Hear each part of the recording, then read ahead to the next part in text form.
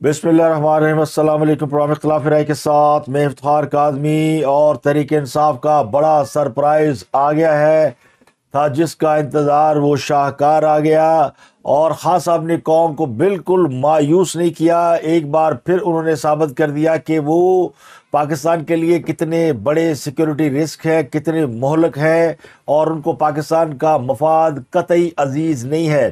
خان صاحب بظاہر پڑھے لکھے آدمی ہے، ایک مقبول رہنما ہے، ان کے پیچھے عوام کی بڑی تعداد ہے، ایک بڑی تعداد نے انہیں اس الیکشن میں ووٹ دیا ہے، اور پاکستان کے عوام نے ان کے ساتھ لائلٹی شو کی ہے۔ لیکن وہ پاکستان کے ساتھ کتنے لائل ہیں، اس کا اندازہ آپ اس بات سے لگا سکتے ہیں کہ عمران خان صاحب نے IMF کو منع کر دیا ہے، ان کو خط لکھ رہے ہیں کہ وہ پاکستان کو پیسے نہ دے۔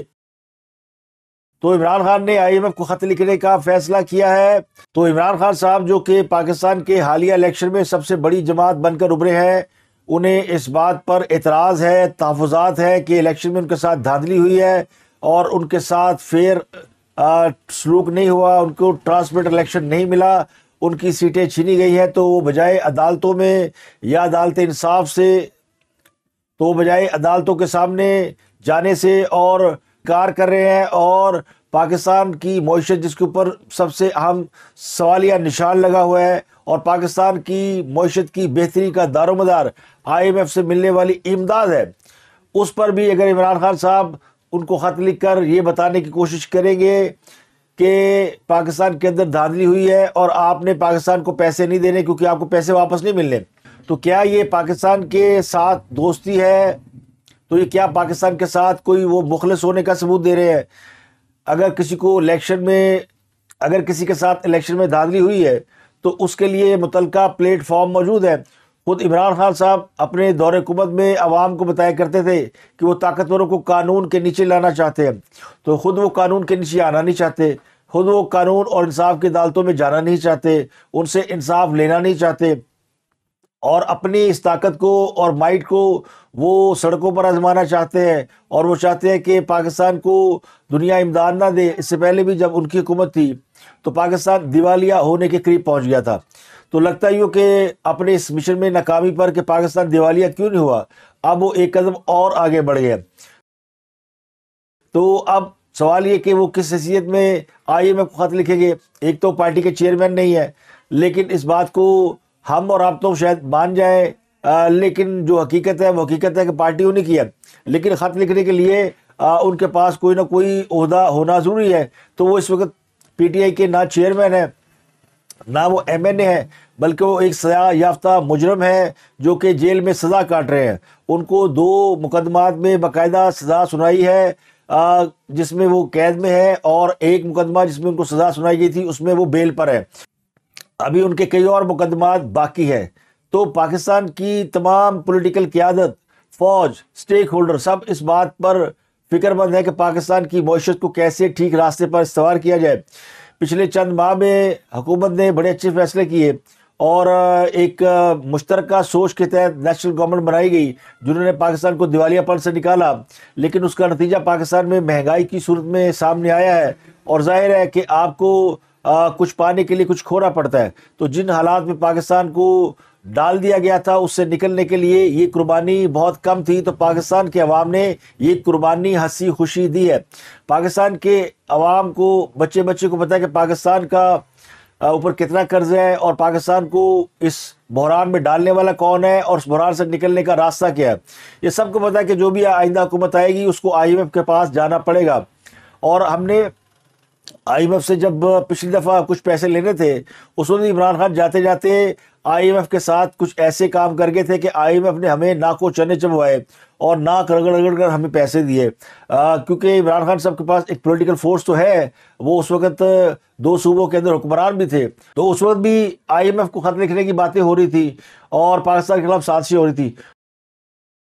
تو یہ ریاست کے خلاف اتنی بڑی سازش ہے جتنی 9 مئی کی سازش ہے۔ بے شک یہ تحریک انصاف کے لوگ نہیں مانتے، اور عوام بھی نہیں مانتے کہ 9 مئی جو ہے وہ کوئی جینون واقعہ ہے، اور واقعی کسی سازش کے تحت 9 مئی کا واقعہ وقوع پذیر ہوا ہے۔ بہت سے لوگوں کو یہ باور کرا دیا گیا ہے، وہ خود فوج نے کرایا۔ PTI کا سوشل میڈیا پروپیگنڈا ہے وہ پاکستان کے ریاستی اداروں سے کہیں زیادہ مضبوط ہے، اس میں کوئی شک نہیں ہے۔ پاکستان کے ریاستی اداروں کے پاس کوئی چارہ کار نہیں ہوتا کہ وہ اس پروپیگنڈے کا توڑ کرنے لگیں تو سوشل میڈیا بند کر دیتے ہیں، ٹویٹر بند کر دیا، ایکس بند کر دیا، یوٹیوب بند کر دیا، تو ان کے نزدیک شاید یہی توڑ ہے۔ ابھی تک ریاست پاکستان پروپیگنڈے کا یا ہائیبریڈ وار کا توڑ نہیں نکال سکی، اور اس وار میں گھسنے والے، ان لوگوں کو اتارنے والے اور ان لوگوں کو اس لڑائی پر آمادہ کرنے والی بھی بدقسمتی سے ہماری اسٹیبلشمنٹ تھی۔ تو اسٹیبلشمنٹ نے جو جن پالا تھا وہ بوتل سے باہر آ چکا ہے، وہ جن جتنی مرضی کوشش کر لیں وہ بوتل میں نہیں جا رہا، ان سے وہ قابو نہیں ہو رہا۔ تو اب یہ حالات ہے کہ عمران خان صاحب الیکشن میں دھاندلی کے خلاف IMF کو خط لکھ رہے ہیں، اور ان کے جو نمائندے ہیں وہ باہر آ کر جیل سے ملاقات کے بعد بتا رہے ہیں کہ جناب عمران خان خط لکھیں گے، اور IMF کو کہا جائے گا کہ اگر انہوں نے پاکستان کو پیسے دینے ہیں تو پہلے انتخابات میں دھاندلی کا آڈٹ کرایا جائے، جہاں آڈٹ میں دھاندلی ثابت ہو اس کو ختم کیا جائے اور ہمیں ہماری سیٹیں واپس دی جائے۔ ایک انفارمیشن آپ کو دینا چاہتا ہوں، جو عمران خان صاحب نے کہا ہے ان کی طرف سے آج ایک خط جاری ہوگا، اور وہ خط جو ہے وہ IMF کو جاری کیا جائے گا۔ IMF اور یورپین یونین اور باقی جو آرگنائزیشنز ہیں ان کا ایک اپنا مینڈیٹ ہے، اپنا ایک چارٹر ہے، اور وہ چارٹر یہ کہتا ہے کہ ملک میں اسی وقت وہ کام کرنے کی اجازت دیں گے، اسی وقت لون دیں گے، اس کی کنڈیشن یہ ہے کہ ملک میں گڈ گورننس ہو۔ ہمارا جو خط جائے گا عمران خان صاحب کی طرف سے IMF کو، اس میں ہم واضح طور پہ یہ کہیں گے کہ اگر IMF نے کوئی بات چیت کرنی ہے تو پہلے وہ یہ کنڈیشن یہ واضح کر دے کہ یہ جو ریگنگ ہوئی ہے جتنے حلقوں میں، ان حلقوں کے اوپر آڈٹ ہو، ایک آڈٹ ٹیم بیٹھے، independent Azad audit team, election commission of Pakistan نہیں، ایک آزاد انڈیپینڈنٹ آڈٹ ٹیم جو کہ اگر تو سپریم کورٹ آف پاکستان کی سربراہی کے تحت بنائی جائے تو بہت اچھا ہے، لیکن اس میں جوڈیشری کا ضرور انوالومنٹ ہو، اور وہ آڈٹ کے بعد وہ فیصلہ کرے کہ جہاں جہاں دھاندلی ہوئی ہے وہاں وہاں جو کینڈیڈیٹ جیتے ہیں ان کا نوٹیفیکیشن کرے، اس کے بعد IMF آگے کوئی بات چیت کرے حکومت سے، کیونکہ اس کے بغیر اگر یہ آڈٹ نہیں ہوتا، یہ جو دھاندلی ہے اس کو ختم نہیں کیا جاتا، تو پھر کسی قسم کا جو سٹیپ ہوگا لون دینے کا IMF کا، وہ پاکستان کے لیے نقصان دہ ہوگا۔ پچھلی بار جو IMF سے پیسے لینے کا معاملہ تھا نا، اس میں عمران خان کی حکومت طریقے عدم اعتماد کے نتیجے میں گھر بھیجی گئی تھی، اور دوران حکومت عمران خان صاحب نے IMF سے کیے گئے وعدوں کی خلاف ورزی کی تھی۔ تو IMF کو تو عمران خان صاحب پہ بہت غصہ تھا کہ انہوں نے وعدے وفا نہیں کیے، اور جو ٹرمز اینڈ کنڈیشن طے ہوئی تھی وہ پوری نہیں کی، اس کا خمیازہ، اس کا ملبہ گرا اس کے بعد آنے والی PDM کی گورنمنٹ کے اوپر۔ اب اس میں سے یہ جو پچھلا PDM کا حکومت کا عرصہ ہے اور نگران حکومت کا عرصہ ہے، یہ انہوں نے 26 میں سے 25 شرائط جو ہے وہ IMF کی پوری کر دی ہیں، اور صرف ایک شرط رہتی ہے، وہ قومی اسمبلی کا اجلاس نہ ہونے کی وجہ سے نیشنل ہائی وے اتھارٹی پاکستان، پوسٹ آفس اور پاکستان براڈ کاسٹنگ کارپوریشن کے لاء میں ترمیم پر عمل نہیں ہو سکا۔ حکومت کے قیام کے بعد یہ شرط پوری ہو جائے گی، ان کے ملازمین کو انہوں نے نکالنا ہے، ان کو پرائیویٹائز کرنا ہے۔ یہ 3 ادارے ہیں جس کا مطالبہ IMF نے کر رکھا ہے، اس کے علاوہ تمام IMF کے مطالبات جو ہے وہ پورے ہو گئے ہیں۔ تو بنیا جو ہے وہ یہ دیکھتا ہے کہ اس کی شرائط کون پوری کر رہا ہے، لیکن عمران خان صاحب چونکہ جب حکومت سے نکالے گئے تھے اور PDM کی حکومت کو IMF سے رجوع کرنا تھا، تو IMF نے مناسب یہ سمجھا کہ وہ جانے والی حکومت کے ساتھ بھی بیٹھ کر بات کر لیں، کیونکہ انہوں نے وعدے پورے نہیں کیے تھے۔ تو ان سے پوچھا گیا کہ اگر آپ واپس آ جاتے ہیں یا آپ حکومت میں کسی وقت آتے ہیں تو کیا ان ٹرمز اینڈ کنڈیشن کو، جن ٹرمز اینڈ کنڈیشن پر اس وقت حکومت پاکستان ہم سے بات کر رہی ہے، اس کو اون کریں گے، اس کے آپ اسٹیک ہولڈر بنیں گے؟ تو اس وقت بھی خان صاحب نے بڑے یعنی بہت سی شرائط منوانے کے بعد IMF کو حامی بھری تھی۔ تو اب بھی لگتا یوں ہے کہ وہ یہ ٹرمپ کارڈ کھیل رہے ہیں کہ میں IMF کو منع کر دوں گا کہ پاکستان کو پیسے نہ دے۔ تو IMF کو منع کرنے سے عمران خان صاحب نے دراصل اپنے آپ کو ایکسپوز کیا ہے، یہ کسی اور کو نہیں کیا، بلکہ انہوں نے ان لوگوں کے حقوق پر بھی ڈاکہ مار دیا ہے جنہوں نے ان کو ووٹ اور سپورٹ کیا ہے۔ اور اب خان صاحب کو ووٹ دینے والے یہ سوچیں کہ انہوں نے کس جماعت کو ووٹ دیا ہے۔ خان صاحب کی پاپولرٹی اپنی جگہ پہ، ان کے ساتھ ہونے والا ظلم اپنی جگہ پہ، پاکستان میں اس سے پہلے ہی بہت سی سیاسی جماعتوں کے ساتھ بہت سے مظالم ہوئے، بہت سے ووٹوں کے حقوق پر ڈاکہ مارا گیا، یہ کوئی نئی بات نہیں ہے۔ لیکن اس وقت حالات بالکل مختلف ہے، پاکستان کی اکانومی بالکل ایج پہ کھڑی ہے اور پاکستان کو ایک اکنامک سپورٹ کی ضرورت ہے۔ اور اس وقت پاکستان کی سب سے بڑی سیاسی جماعت مسلم لیگ نون، اور دوسری بڑی سیاسی جماعت تحریک انصاف، اور تیسری بڑی سیاسی جماعت پیپل پارٹی، یہ تین بڑی جماعتیں جن کے پاس پاکستان کا 80-85% مینڈیٹ ہے۔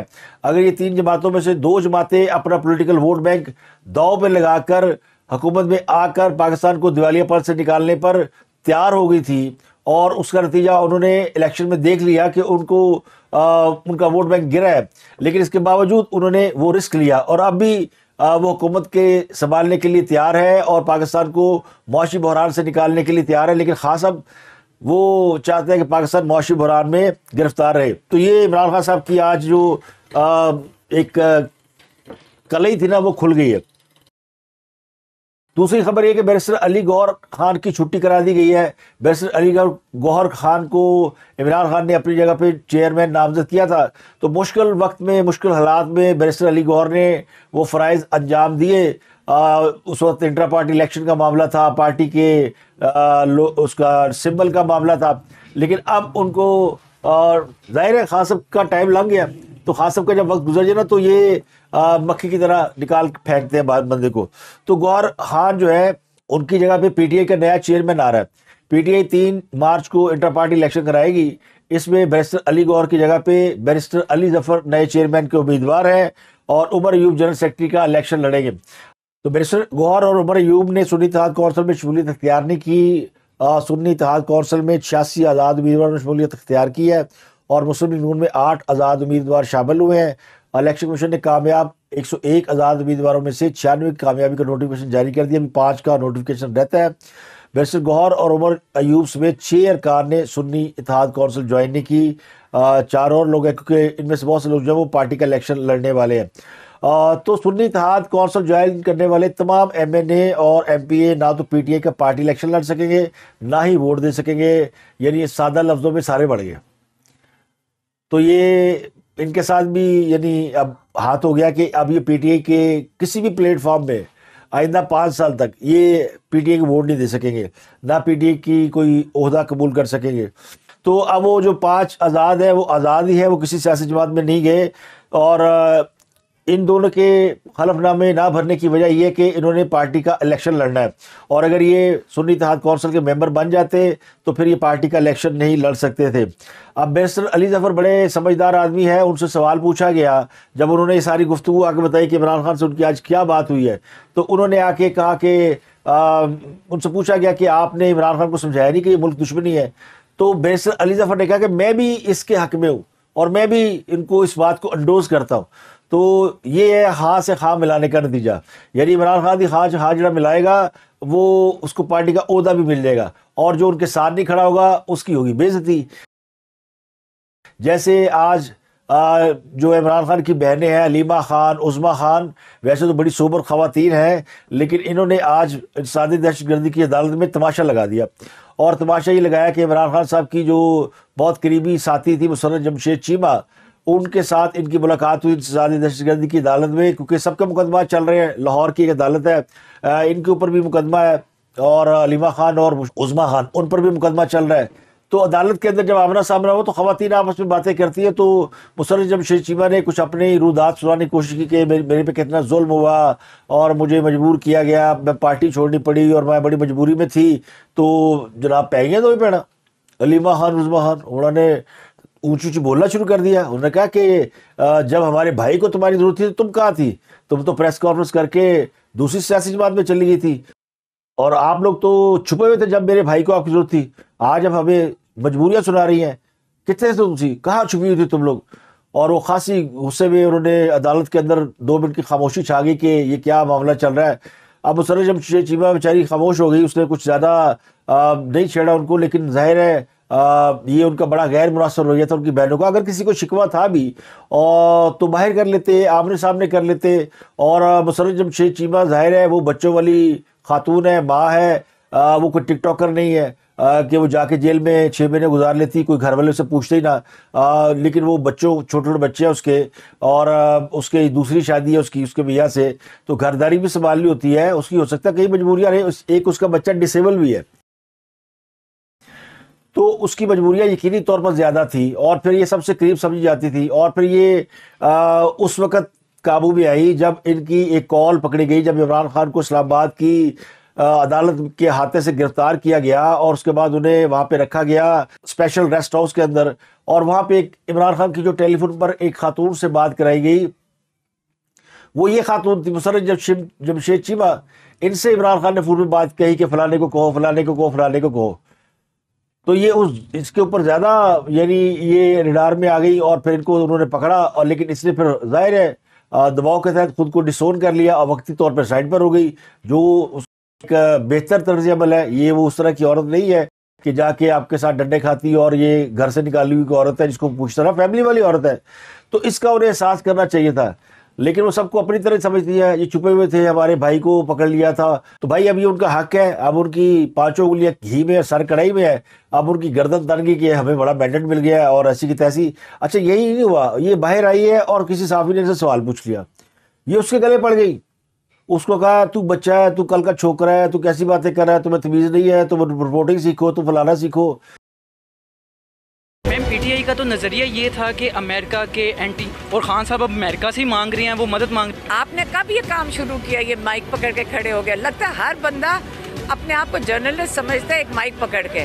آپ کو کوئی شرم آنی چاہیے کہ آپ چھوٹے سے چھوکرے آپ آگے یہاں کھڑے ہو کے اتنی اسٹوپڈ بات کی اور اتنی بڑی لیڈر کی کہ آپ کو بھی کسی نے سوال نہیں، ہم نے خود دیکھا تھا ایبسلیوٹلی نوٹ خان صاحب نے کہا تھا. تم اتنے بیوقوف ہو، پہلے سیکھ کر تو آؤ. میرا سوال، میں تو تردید مانگ رہا ہوں، میں بالکل ٹھیک ہے، آپ اتنے مجھے تردید دے سکتی ہیں. اچھا بیٹا آپ چھوٹے ہائیبریڈ صاحب امریکہ سے مجھ شرم نہیں. بھائی کسی نے ان سے پوچھا کہ تم سیاست سیکھو؟ تم لوگ کہاں سے سیاست میں آ گئے؟ تمہارا تعلق کیا سیاست سے؟ عمران خان کی بہنیں ہیں، نان پولیٹیکل خواتین ہیں، ٹھیک ہے. یا تو آپ خود میڈیا سے بات نہ کریں، آپ کو بڑا شوق ہے، باہر آئے، مائک لگایا اور بولنا شروع کر دیا. جب کسی نے سوال کر لیا تو ہمت رکھے جواب دینے کی. اگر آپ بات نہیں کرنا چاہتی تو نو کمنٹس کہہ کے آگے بڑھ جائیں. لیکن یہ وہ کہتے ہیں نا بدتمیزی تو ان کے یعنی گھٹی میں پڑی ہوئی ہے. ایک اور صاحب عمر ایوب صاحب، انہوں نے وزارت عظمیٰ کا الیکشن لڑنا ہے، ابھی ان کا نام اناؤنس ہوا ہے اور وہ زیادہ بن گئے. وہ آج گئے عمران خان سے ملنے کے لیے جیل میں، اور جیل میں جانے سے پہلے انہوں نے صرف 2 گھنٹے پہلے ایک عدالت میں جا کے اجازت نامہ حاصل کیا. جج صاحب کو جا کے کہا جی میں نے عمران خان سے ملنا ہے، میں پارٹی کا جنرل سیکرٹری ہوں، تو مجھے فوری ملاقات کی اجازت دیجیے. جج صاحب کہا جاؤ ملو جناب، لو اجازت نامہ. جج کی جانے بلا کے یہ کیا، انہوں نے کہا ٹھیک ہے بھائی دے دو اجازت نامہ، کل کو تعلق کام آ جائے گا، کوئی ہمارا بھی بھلا ہو جائے گا. یہ 2 گھنٹے پہلے اجازت نامہ لے کے پہنچے اور جا کے سیدھا جیلر کے کمرے میں کہ یہ ہے اجازت نامہ اور میں نے عمران خان سے ملنا ہے. انہوں نے کہا پائن صبر، آج کوئی 6 لوگ ملاقات کر چکے ہیں، ایک لائن لگی ہوئی ہے اور ہمیں اجازت ہے صرف 6 لوگوں کو ملاقات کرانے کی. یا تو ہر بندہ ہاتھ میں اجازت نامہ گھوم رہا ہے، اور پھر عدالت جب کسی کو اجازت دیتی ہے تو عدالت ہمیں ڈائریکشن دیتی ہے، وہاں سے ایک لیٹر آتا ہے. یہ نہیں کہ آپ وہاں سے کاغذ اٹھائے جیب میں ڈالے اور لے آئے. تو میں آپ کو آج تو ملاقات کی اجازت نہیں دے سکتا، تو آج میری مجبوری ہے. یا تو تحریک انصاف کے لوگوں نے یعنی لائن لگائی ہوئی ہے، تو کئی لوگ ملنے کے لیے گئے ہوئے تھے، تو 5-6 لوگ، عمران خان کی بہنیں آئی تھیں، وکلا مل کے آئے، بہنیں مل کے آئی. تو انہوں نے کہا 6 لوگوں کا کوٹا ہے، 6 لوگ مل گئے، تو میں آپ کو اجازت نہیں دے سکتا. یہ تب گیا، تمہاری جرت کیسے، میں تمہاری بیلٹ اتروا دوں گا، میں تمہارے ساتھ یہ کر دوں گا، میں تمہارے ساتھ وہ کر دوں گا. انہوں نے ادھر دوبارہ بند کر لیا. انہوں نے کہا اچھا بولیں جناب کیا آپ کو پرابلم کیا ہے. اس کے بعد پھر ذرائع کہتے ہیں کہ چراغوں میں روشنی نہ رہی. پھر جو کمرے کے اندر ہوا، بس لوگوں نے آوازیں سنی ہیں، اور وہ آوازیں ظاہر ہے اندازہ تو نہیں لگایا جا سکتا کہ وہ آوازیں کس قسم کی تھی، لیکن تو میں تو ہو رہی تھی. پھر پٹاخ پٹاخ کی آوازیں بھی آئی. پھر اس کے بعد جب وہ کمرے سے باہر نکلے عمر ایوب صاحب، تو ان کا منہ لال ہوا تھا. بڑے غصے میں آ کے انہوں نے کہا یہ جیلر اسد اس کی ایسی کی تیسی، یہ تو کہتا ہے میں عدالت کے حکم کو ٹھوکر مارتا ہوں. حالانکہ جیلر نے ایسا نہیں کہا تھا. جیلر ایسا کہہ ہی نہیں سکتا میں عدالتی حکم کو ٹھوکر مارتا ہوں، پاگل ہے. اسے پتا ہے عدالت بلا لے گی تو عدالت میں بیلٹ اتروا دے گی. تو اس نے کہا کہ اس کو عدالت بلائے، اس کی بیلٹ اتروائے، اس کو ہتھکڑیاں لگوائے، اور پتہ نہیں کیا کیا اس نے وہاں پہ عمر ایوب صاحب نے نا تو تڑاہ کر کے. اس سے اندازہ ہوتا ہے کہ کوئی سٹ گجی وجی ہے، کوئی گہری چوٹ لگی ہے، تبھی وہ تو تڑاہ پہ آ رہے تھے. ورنہ جج کو تو جج صاحب کہہ رہے تھے، اور جیلر کو کہہ رہے تھے کہ وہ جیلر اسد، اس کی ایسی تیسی فلانا یہ وہ. پھر انہوں نے کہا کہ کیوں روکا آپ کو، سوال پوچھا گیا. تو اس نے کہا وہ یہاں سے گاڑی گزرتی ہے نا اس کی، تو اس کو روک کے پوچھے، اس کو یہاں سے گزرنے نہیں دیا آپ نے، وہ کوئی ہیلی کاپٹر میں تھوڑی جاتا ہے، اس کی ایسی کی تیسی اس نے مجھے روکا ہے. تو یہ خود ساختہ، اب ان کے ذہن میں نا وزارت عظمیٰ سوار ہو گئی، میں وزیر اعظم بننے والا ہوں یا میں وزارت عظمیٰ کا امیدوار ہوں.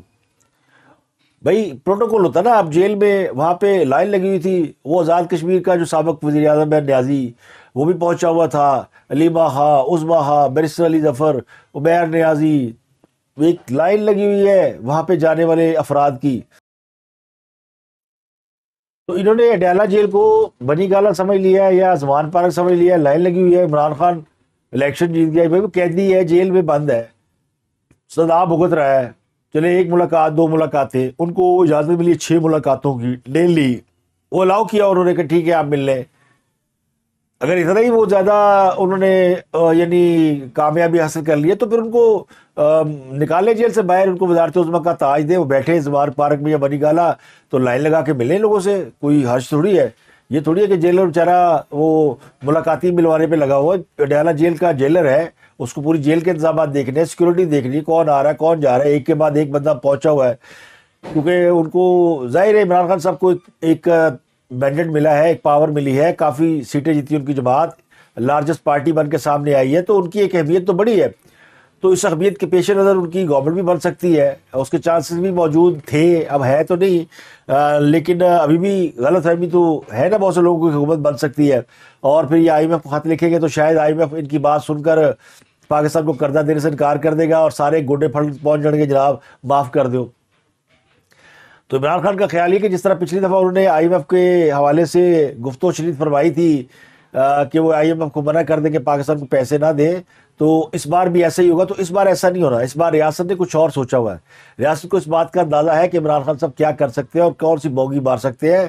اس مرتبہ ان کی ایک نہیں چلنی، وہ جتنی مرضی کوشش کر لیں بلیک میل کرنے کی، لیکن وہ کوشش کامیاب نہیں ہو سکتی.